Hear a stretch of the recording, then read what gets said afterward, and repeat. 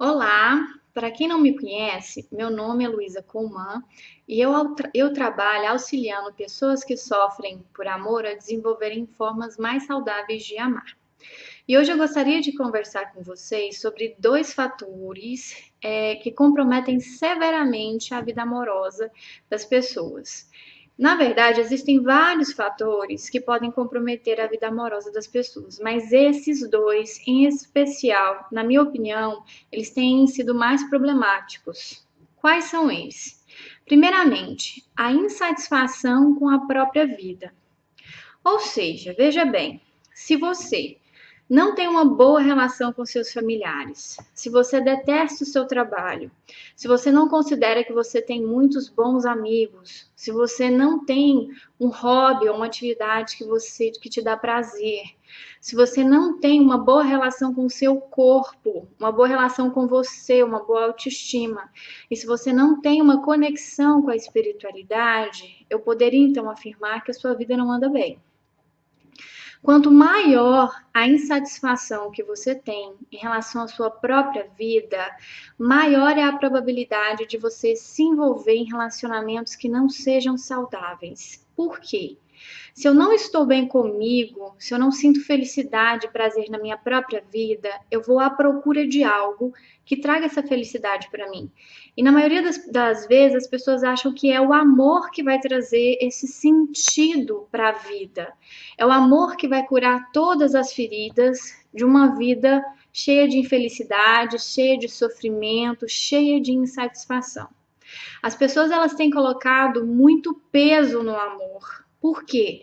Porque a vida não está boa. Ou seja, se eu tenho vontade de fato desenvolver uma relação que seja saudável, eu preciso parar para olhar para minha própria vida.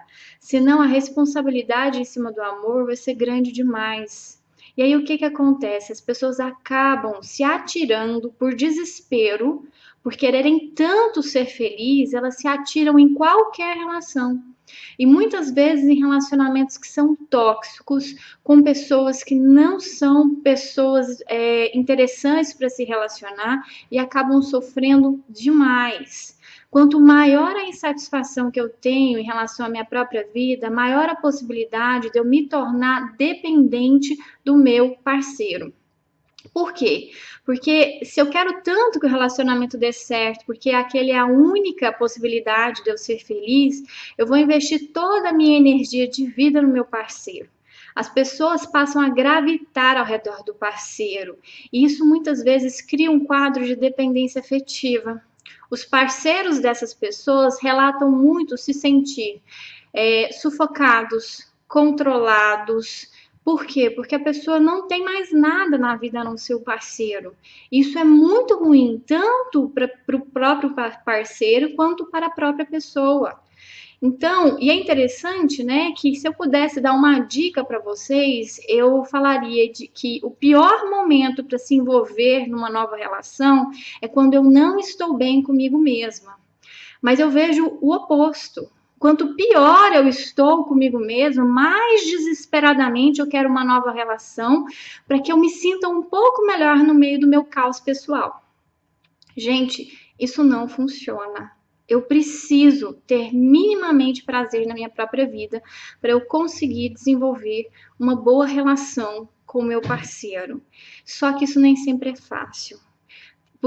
Tanto que eu vejo pessoas emendando uma relação na outra, mesmo que sejam relacionamentos ruins, ou se mantendo na mesma relação tóxica durante anos, por medo ou por inabilidade de olhar para a própria vida. E realmente é muito difícil, mas enquanto eu não enfrentar a minha própria insatisfação, eu vou ficar pulando de um relacionamento ruim para outro relacionamento ruim. Isso provoca muito sofrimento. O segundo fator que eu acredito que tem provocado muito sofrimento também nas relações amorosas chama-se imaturidade. De maneira bem simples, o que eu estou chamando de imaturidade? Imaturidade é eu pensar, sentir e me comportar de maneira infantil. Ao longo do nosso desenvolvimento, Nós temos o nosso desenvolvimento orgânico, nós temos o nosso desenvolvimento intelectual e temos também o desenvolvimento emocional. Mas, infelizmente, nem sempre o desenvolvimento emocional acompanha o nosso desenvolvimento orgânico e o nosso desenvolvimento intelectual. Então, existem pessoas extremamente inteligentes que são extremamente imaturas. Claro que nem todos nós somos o posto da maturidade, mas tem pessoas que são mais imaturas do que outras e isso a gente observa nos comportamentos, nos pensamentos dessas pessoas. Para eu dar um exemplo em relação à imaturidade dentro do contexto amoroso. É uma grande maturidade, gente, acreditar que eu sou capaz de mudar o outro. Racionalmente, eu sei que a maioria das pessoas compreende isso, mas emocionalmente eu vejo muita gente fazendo o contrário. Eu não aceito alguns aspectos da vida do outro e eu acredito de uma maneira extremamente ingênua que eu, com meu suporte, com a minha ajuda, com meu exemplo, sou capaz de mudá-lo. Isso não vai acontecer se o outro não tiver um desejo genuíno de mudança. Só que isso provoca muita frustração, isso provoca muita raiva do outro, porque ele não muda. Mas isso é uma maturidade minha. Eu não tenho esse poder. Isso é algo que somente o outro pode fazer por ele mesmo, mas aceitar isso é muito difícil, principalmente para uma pessoa imatura. Outro exemplo de imaturidade é achar que o outro é obrigado a dar conta das minhas necessidades. Quais necessidades eu estou dizendo? Quaisquer uma. Eu achar que o outro é obrigado a me fazer feliz, eu achar que o outro é responsável pela minha infelicidade, pela minha tristeza, pela minha irritação, pelo meu ciúme, eu jogar no outro a responsabilidade que é minha a respeito da minha própria vida e ficar muito bravo quando o outro não dá conta e ele não vai dar conta de mim. Eu preciso dar conta de mim. Se eu não estou feliz na relação, qual é a minha responsabilidade? Se eu estou me sentindo triste, se eu estou irritado, se eu me sinto com ciúmes do outro, qual é a minha responsabilidade dentro dessa situação? Se eu sou uma pessoa adulta, eu tenho responsabilidade sobre mim e sobre as minhas necessidades. O outro não é obrigado a dar conta de mim. Mas muitas vezes eu acredito que é e eu fico furiosa, frustrada, chateada por o outro simplesmente não ter interesse ou simplesmente não dar conta. Isso é bastante imaturo. Eu tenho que assumir as minhas responsabilidades pela minha própria vida. Outro pensamento bastante imaturo dentro desse contexto é acreditar que se eu ajudar o outro o máximo que eu puder, ou se eu for a melhor pessoa possível, se eu for a melhor namorada, melhor esposa, o outro nunca vai me deixar. Isso também é um pensamento imaturo. E faz com que as pessoas se anulem muitas vezes para tentar agradar o outro de todas as formas possíveis, para tentar evitar de alguma forma o abandono. E muitas vezes isso não é o suficiente, porque não existe garantia de que o outro não vai embora. Relacionamentos são riscos. Toda vez que eu me disponho a estar numa relação, eu estou arriscando. Arriscando ser muito feliz e arriscando também ser infeliz, sofrer. É um risco. E eu preciso dar conta de assumir esse risco por mim. Não adianta, eu posso ser o melhor que eu for, mas se o outro não tiver um desejo genuíno de estar nessa relação, sim, ele vai poder ir embora. E eu preciso ter estrutura para dar conta da partida do outro. Eu preciso ter estrutura tanto para estar na relação de uma maneira que seja saudável e também estabelecendo limites em relação ao outro, porque quando eu agrado ele demais, eu vou me anulando e me submetendo a coisas que jamais eu pensaria muitas vezes em viver. Eu preciso colocar limites e eu preciso entender que o que faz o outro ficar é a vontade dele ficar. E que a relação ela contribui, mas ela não dá garantia de que o outro nunca vai embora. Então eu preciso ter estrutura para enfrentar caso isso aconteça. E por fim, um outro pensamento extremamente imaturo é idealizar, não é nem um pensamento, é uma vivência, né?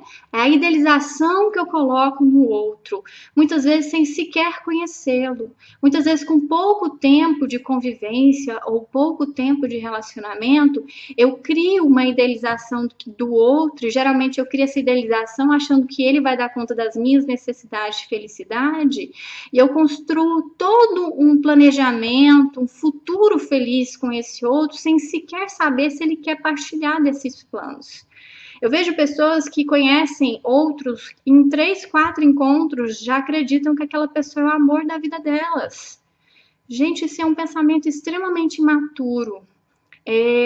Eu preciso primeiro conhecer essa pessoa. Eu preciso entender se essa pessoa ela tem os mesmos objetivos que eu, as mesmas metas de vida, se a características da personalidade dela são compatíveis com a minha. E isso eu só tenho a partir de convivência. Se eu não tiver convivência com a pessoa, eu nunca vou saber, por mais que o meu sonho seja maravilhoso, ela pode simplesmente não querer se encaixar nos meus planos. E quando isso acontece, quando essa fantasia ela é desconstruída pelo outro, é quando as pessoas ficam extremamente desiludidas ou se sentem iludidas pelo outro. E algumas pessoas de fato iludem. Mas eu preciso perceber se não foi minha responsabilidade construir uma vida que não era baseada na realidade. E por quererem tanto amar, e por quererem tanto ser feliz e acreditar que o amor é o caminho para essa felicidade, as pessoas elas constroem planos totalmente desconectados da realidade. E quando a realidade vem, ela bate muito forte. E essas pessoas elas são destruídas pela realidade. Então, pessoal, esses são 2 fatores que eu preciso estar muito atenta. Insatisfação com a minha própria vida e o quanto eu sou imatura nos meus relacionamentos. E o que eu faço com isso? Primeiramente, eu preciso me responsabilizar por mim. Preciso me responsabilizar pela insatisfação pela minha vida. Preciso me responsabilizar pelos meus relacionamentos, porque somente quando eu me torno responsável, eu vou, então, alcançar uma postura mais madura e eu vou ter condições de encontrar alternativas para todos esses problemas que eu tenho na minha vida. Sem isso, eu vou continuar a fantasiar e a projetar e a colocar a minha felicidade fora de mim. Isso sempre vai ser muito perigoso. A chance de sofrimento é sempre muito maior.